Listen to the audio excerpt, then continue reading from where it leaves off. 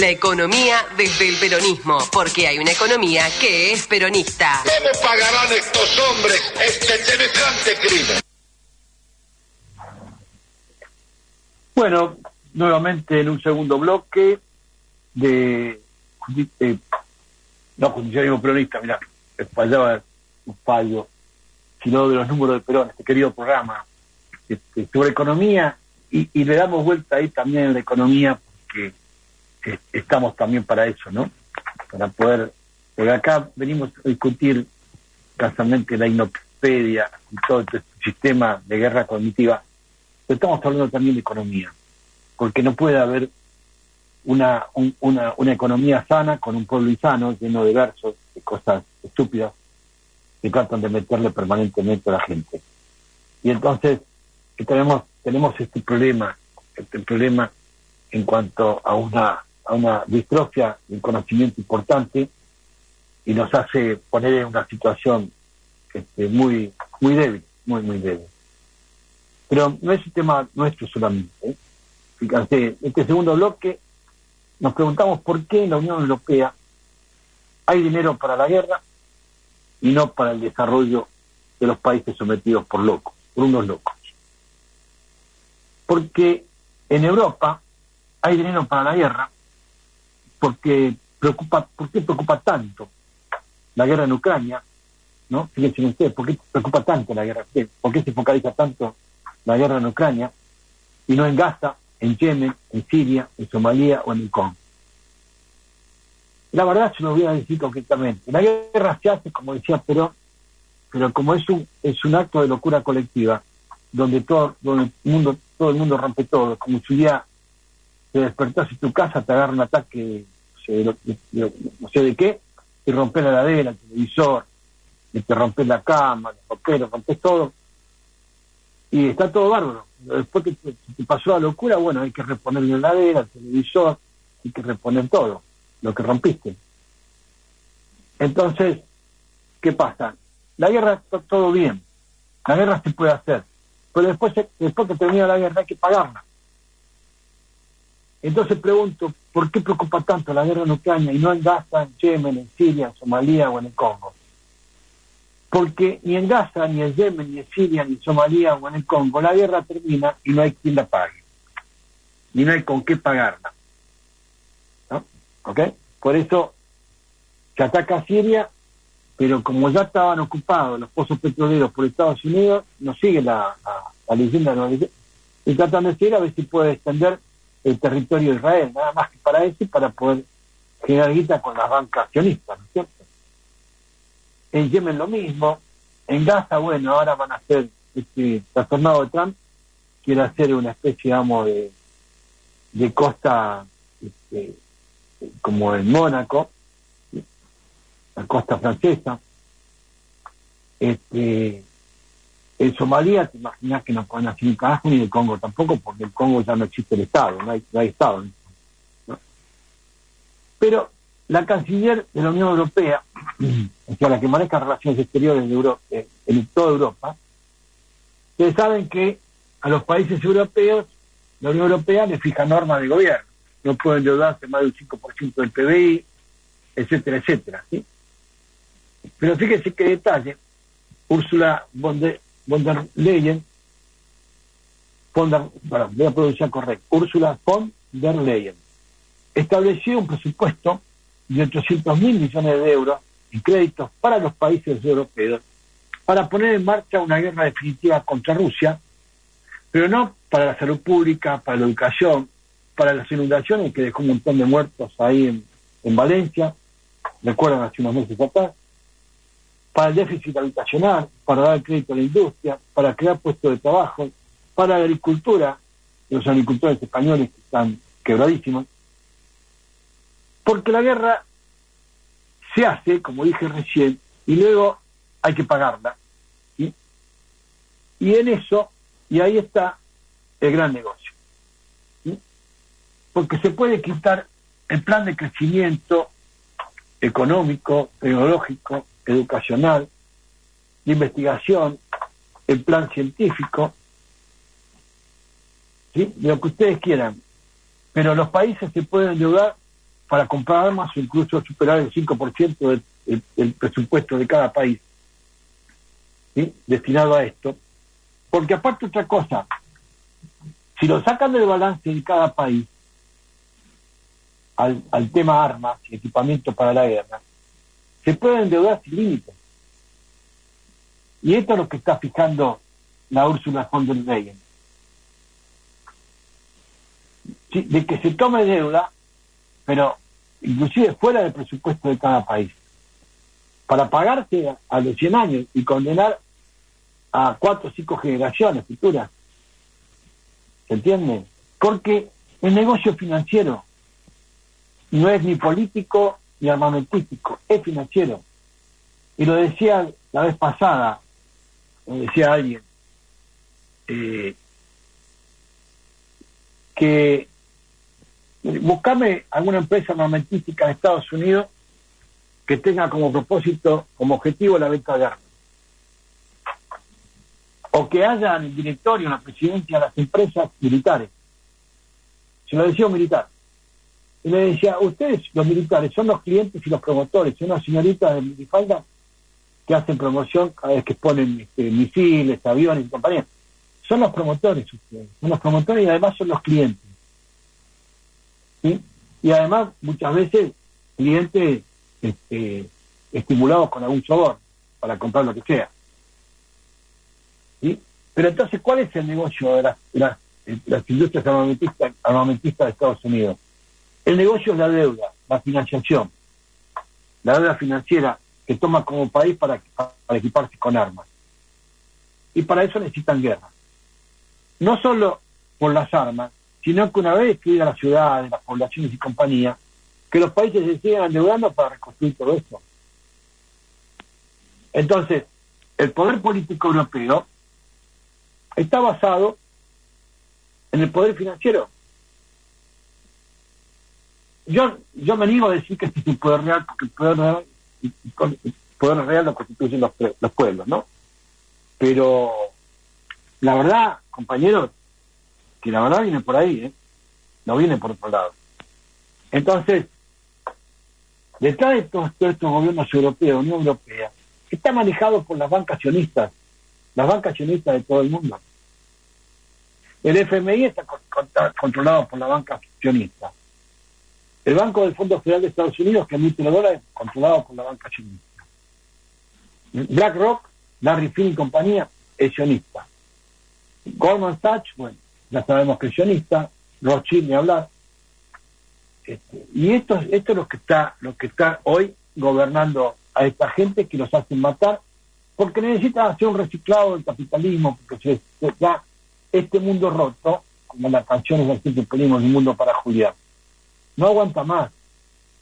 Entonces, ese famoso reseteo del 2030, es verdad, necesitan hacer un reseteo, pero como no llegan con la guerra de Ucrania solamente, tienen que declarar una guerra mundial y provocar una tercera guerra mundial, ya con uso de armas atómicas, por más que sean tácticas y focales, pero con armas atómicas, para reciclar, hacer un gran reciclado, una gran transformación de este capitalismo que está agotado, que ya ni siquiera con las criptomonedas alcanza, porque fíjense que cualquiera puede afanarse de un presidente, lo que sea, y estafar en $400 millones a cualquier boludo que ponga plata en este verso. Entonces necesita hacer un reciclado, y para eso el espanto y el pánico que produce la guerra es ideal, ¿sí? Por eso digo, entonces uno ve claramente que el negocio es guerra y la reconstrucción y pagarla por endeudamiento a largo plazo a 100 años, para el saqueo y la condena de 5 o 6 generaciones futuras. Porque fíjense que no es curiosidad, sino que está armado así, ¿no?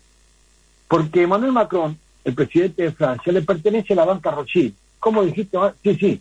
El gobierno de Francia le pertenece a la banca Rothschild. ¿Sí?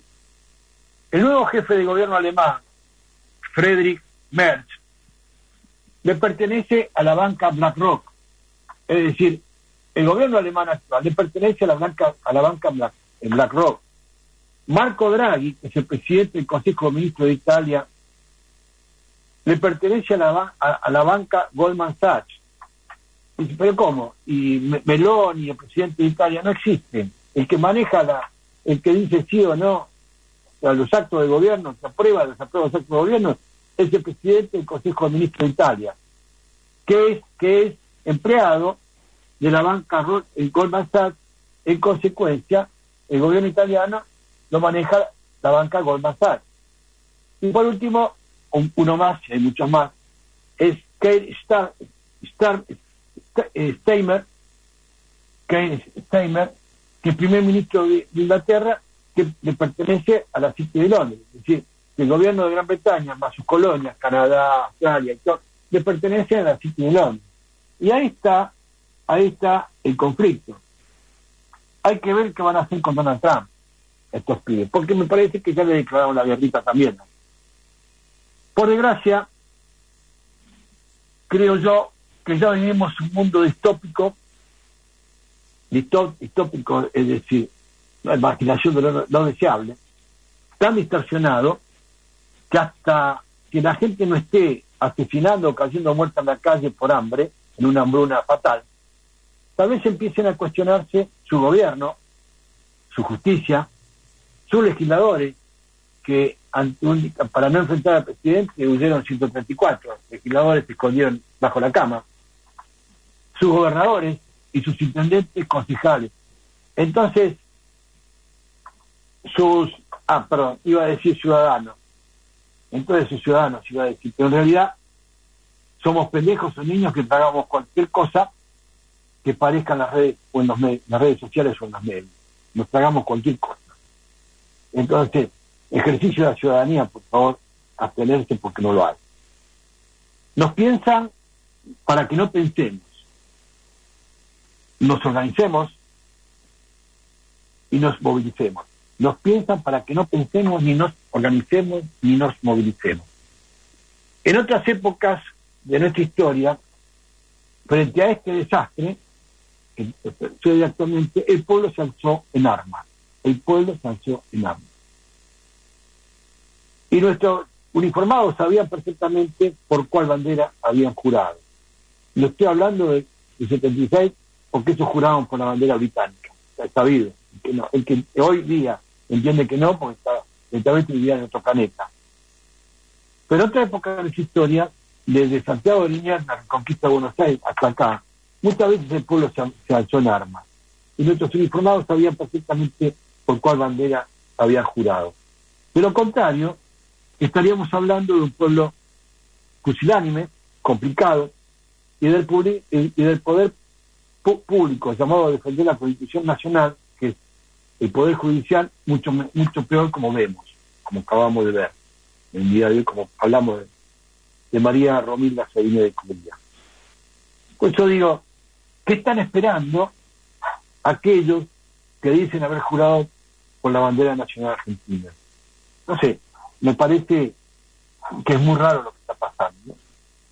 Porque hasta ahora en Argentina, como en pocos países de la región, vemos que tiene un nivel de actividad o conciencia política que no existe. Ni para la lucha política, ni para la lucha activa. Menos aún para capacitarse y formarse, ni los diris sin gente, ni los militontos, bueno, que hacen cualquier cosa por un contratito. Porque necesitamos urgentemente conductores y militantes políticos conscientes de su destino común, y no como instrumento de la ambición de nadie. Esto me pone en particular bastante mal, porque uno intenta llevar adelante, como este programa, como los programas que hago, que tienen de alguna manera una tendencia a la docencia, el magisterio justicialista. Digo, siempre nos ocurre esto, que estamos tratando de ver. Veo la conformación de la Secretaría de Partido Justicialista, por una Secretaría de Formación y Debate Político. O sea, la unidad de concepción no se debate. Podemos discutir la forma de ejecución de nuestra ideología y de nuestra filosofía, pero la unidad de concepto, que es la sustancia ideológica y filosófica del peronismo, ¿qué se va a debatir? Si el agua moja o si el cielo es celeste. Es una locura. Entonces, es una distopía. es crear un mundo distópico continuo, donde todo lo que se imagina es en lo no deseado. Cuando en los 70 militábamos la víspera de un mundo mejor que estábamos realizando. Militábamos la víspera de un mundo mejor que estábamos realizando. Y esas viejas utopías siempre se concretaron. Hasta 1976 se concretaron una por una.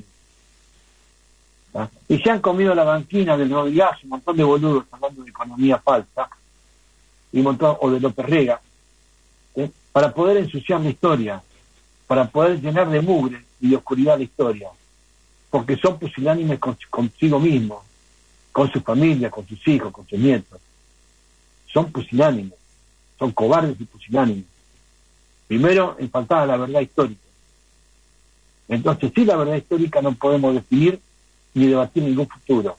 Es decir, cómo hacer ese futuro.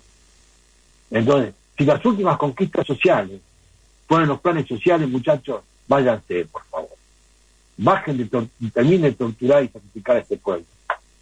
Váyanse, que le va a hacer un gran favor y un acto enorme a esta patria. Y dejen de vender el brazo de Francisco y compañía, porque no lo son. No son ni populares, ni humanistas, ni cristianos, por más que digan que lo son. Y algunos saben muy bien a qué me refiero. Entonces, déjense de vender humo, ¿ah? Y de aparecer en los medios. Porque algunos me dan la sensación que están solventados con horarios muy caros, por los George Soros, ¿sí? Por los servicios de inteligencia del MI6, por los servicios de inteligencia de la CIA, para esta acción psicológica, esta guerra cognitiva, llevando adelante operaciones psicosomáticas, operaciones psicológicas, operaciones de encantamiento, de sospecha, de contrainteligencia, para poder generar boludez en la cabeza de la gente. Y machacar, y repetir, y machacar, para que entre esta fantasía. Con envalentonarse, compañeros y compañeras, amigos y amigas, con envalentonarnos en las redes sociales, o con alguna pancarta en alguna movilización errante y sin organización, porque no son organizaciones las que movilizan, solo explica, o sea, cuando hablo de una organización que tiene un principio, ¿no? Y no que reparte.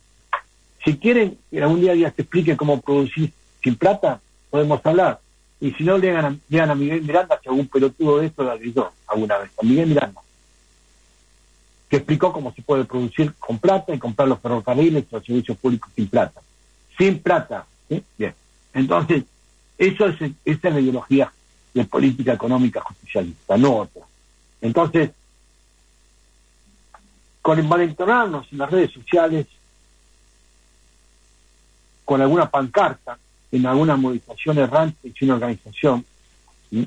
Yo me acuerdo que en los 70, cuando llegaban las columnas de la Unión Obrera Metalúrgica, temblaba hasta el piso de la Avenida de Mayo, ¿sí? Con el golpeteo de los bolsevíes, de los compañeros metalúrgicos, ¿no? Por eso, organizaciones que eran extraordinarias. Recuerden que el dispositivo de poder de Juan Domingo Perón fue el movimiento obrero organizado. No para hacer quilombo, la patrulla sindical y toda la boludez que dicen, sino porque en el tiempo de la etapa doctrinaria de la revolución justicialista, la preparación humana, que la recopilación de las ideas y propuestas según el método de Raster, que nosotros organizamos como casas peronistas, ¿no? Perón pudo recopilar las ideas y propuestas que después, con la preparación técnica, procesados técnicamente, se constituyeron en su primer plan quinquenal de gobierno. Y hoy hablan de plan quinquenal 4 boludos que representan el movimiento social trasnochado, Estoy hablando de Juan Grabois, que reparte un plan quinquenal como si fuera la vanguardia iluminada de 4 boludos trasnochados en una oficina. Salgan a buscar las ideas y propuestas del pueblo y son culo de organizar. Me parece que no. ¿Sí? Por eso, esto solo explica una nación sin fuerzas, ¿sí? Populares, nacionales, y unas fuerzas llamadas a la defensa de la nación y de la patria sin ideas. Es decir, cómo es el diagnóstico de una nación sin fuerzas y fuerzas sin ideas, y la verdad que el diagnóstico es una muerte a corto plazo y una muerte terminal. Si no nos salvamos a tiempo, no nos va a ir bien, ¿eh? Así que me despido, compañeros, hasta el próximo martes, de 15 a 17, Justicialismo Peronista. Hemos cumplido hoy con nuestro programa Los Números de Perón. Espero que estén muy bien. Les mando un gran abrazo. Gracias, Diana querida, por esta transmisión. Yo estoy en casa transmitiendo desde acá por alguna complicación de salud. Así que nada, les mando un gran abrazo de todo corazón y como siempre, viva la patria, viva Perón y nuestro proyecto de acción popular que es la Revolución Justicialista. Muchas gracias. Los espero el próximo martes de 15 a 17, Justicialismo Peronista, y como cada viernes, en rigor a la verdad, en esta casa y familia militante que es Radio Rebelde, de 13 a 14, Los Números de Perón. Muchas gracias.